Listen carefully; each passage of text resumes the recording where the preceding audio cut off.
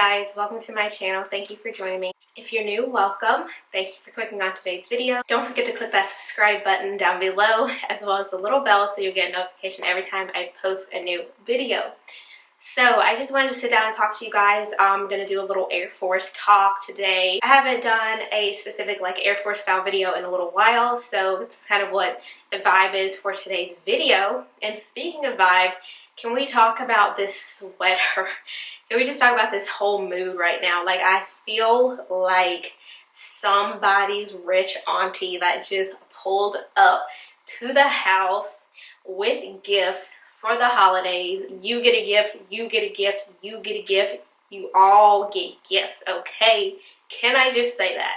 Because that is what I'm feeling. And if y'all aren't feeling it, that's okay because I'm feeling it, okay? What? If you can't be your own hype man, nobody else is going to be it for you. So I just want to throw that out there. Anyways, so let's get into today's video. If you're interested in hearing anything at all about what I have to say, then please keep watching. So I just want to sit and talk to you guys about life, what life has been like for me in the Air Force so far. Can I guarantee how short or how long this video will be once you guys see it? And then I also just want to talk about a couple things that I've learned since being in the Air Force, since being a nurse in the Air Force, from both of those aspects. So with that being said, life for me has changed a lot. And when I say that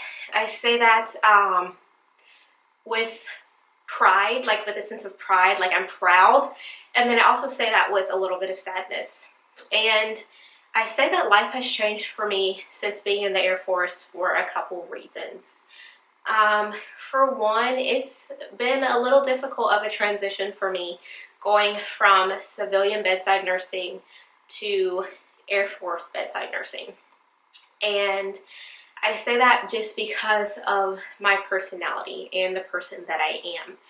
And there are a lot of things that are different with military medicine than with civilian medicine. And I just say that in particular because I know the hospital that I came from. I know how we were as a unit. I know the type of unit that I worked on. And just with me being a specialized nurse, in the Air Force, working in critical care, I kind of miss that.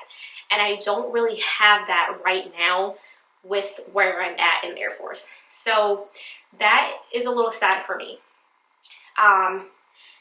Some things have changed as far as me traveling. And that's a little sad for me because when I take my leave days and I go places, I find myself going just locally. So I'll go visit my grandma, I'll go visit my brother, I'll do things like that. I have only traveled overseas one time this year, and I'm not saying any of this to brag, you guys. I'm just telling you how life has kind of changed for me. And I say this because it's very difficult to travel overseas, in my opinion, once you're in the military. To go OCONUS, so OCONUS is outside the continental United States, OCONUS. There's a lot that you have to do. There's travel briefings that you have to attend. There's a system. I'm just going to call it a system because I'm not going to go into the ins and outs. There's a system that you have to go into, and this is all done on a government computer, and you got to put where you're going. Then you got to put you got to formulate an emergency travel plan. So you got to put all your flight information. You got to put a little map of where you're going to be staying and who your emergency contacts are. And then you have to do these online trainings. And you have to get all of this documentation. And it's got to be routed through your chain of command. So your higher up leadership, your supervisor, it's going to go all the way up to the colonel and then all the way back down. And everybody has to see everything. So for me, that's like an invasion of privacy. I really don't want to tell you where I'm going. I did this for Brazil because I needed, I'm sorry if you guys heard a little bit of barking. I can't control my dogs and I think something's going on outside. So for me, that's a little bit of an invasion of privacy. I share things on social media, so you guys might be like, oh, that's an oxymoron. That's, you don't want people to know where you're going, but you share it on social media. Okay, correct. I don't always want my coworkers to know where I'm going. I should not have to tell A, B, C, D, and E people where I'm going so I can have permission to go somewhere on vacation? Okay. That's a little difficult for me. It's a little difficult for me to swallow. Almost to the point where I didn't even want to go on a vacation to Brazil to celebrate my birthday. Where I would rather go just somewhere like local. So that's been a little difficult for me. So, a couple things that you guys have to realize now. If you are active duty, if you're thinking about being active duty, anything like that, your time is really almost no longer your time. So, you know, you get called in, you gotta go. You get a task for something, you gotta go. Like, your time it's not really like your time. There's no such thing as saying, you know, no, I really don't want to, or there's no such thing as I'm not gonna, you know, I can't come into work today, I have to call out, you know, I'm sick. No, there's really nothing like that, unless, you know, you have to really go to the emergency room, and there's proper channels that you have to go through. There's things that have to take place before, you know, you can actually really not be at work. Other things that I learned so far since being in, do not be naive. Don't be naive. Take everything with a grain of salt and read everything. Read every bit of paperwork that you get. Read it 2, 3, 4, 5, 6, 7, 8, 9, 10 times.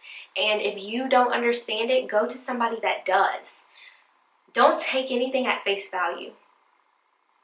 Don't take anything at face value. And I say that even in regards to people who are interested now when it comes to things like your bonuses and your loan repayments, which right now they are not doing the loan repayments because there were so many people that were backed up. They may be restarting by the time you watch this video, I don't know. But at one point the loan repayments were on pause because so many people were backed up waiting for their loans to be paid, me being one of those people. So even things like your paperwork from your recruiters, from everybody, read everything. Read it multiple times. Don't skim it. Really read it. And if you feel like you're being rushed, tell them, let me take this with me and read it, or give me some time. So don't take everything at face value. I have learned that you do have a lot of camaraderie, though. You do have a lot of people that understand. They understand what you're going through. But also on the other hand, you have people that don't. You have people that are so military focused, that's all they see and hear. Military sun up to sundown. And they don't really understand what some people are going through. You have people that have been in the military from the time that they were able to join or enlist, and they plan on being a lifer, and that's all they really know. Whereas you have people such as myself that have been on the civilian side and will transition back over to the civilian side, and they kind of understand. They understand what it's like to kind of struggle to find your footing. And I also want to, I feel like never before have I been within like an organization, and when I say organization, I'm talking about as a whole, that has been supportive, yet also kind of holding on to like the crab mentality as well. Like they're so supportive. Like when we have like our airmen that are deployed and things like that, like yes, we come together, let's talk to them, send them cards, send them a care package, things like that. You also have those with that crab mentality that want to get to that next level. They want to get that promotion. They're going to do what it takes, even if that means stepping on the little person. So these are things that I've noticed. These are things that I'm starting to become aware of. These are things that I've kind of, I want to say kind of learned, and I'm seeing. And this video is not bashing anybody. It's nothing like that. It's just what I've noticed, what I've experienced, how I'm feeling, that sort of thing.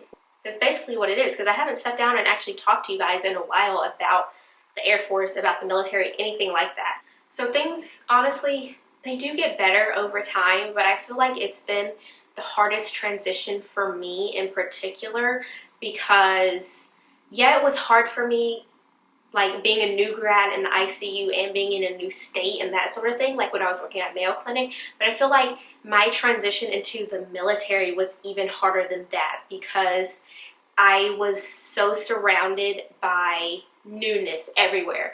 A new state, a new unit, new people, new nursing aspect as far as the ICU, but then also new military aspect.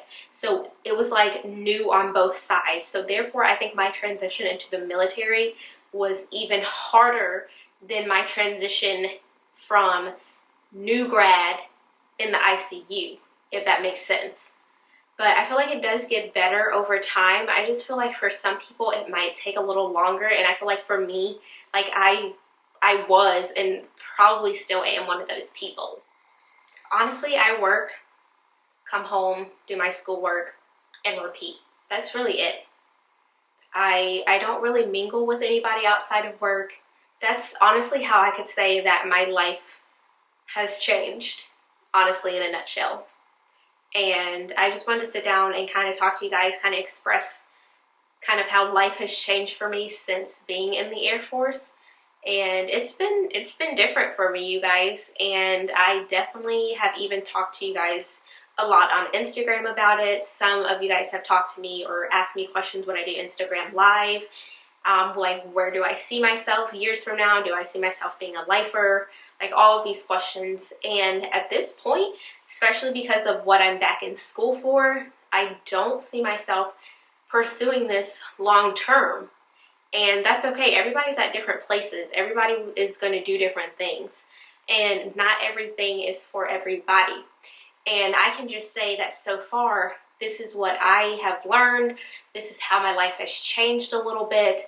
And once again, like I always say, do I specifically regret the decision? No. Do I have things that I wish I had known ahead of time? Yes.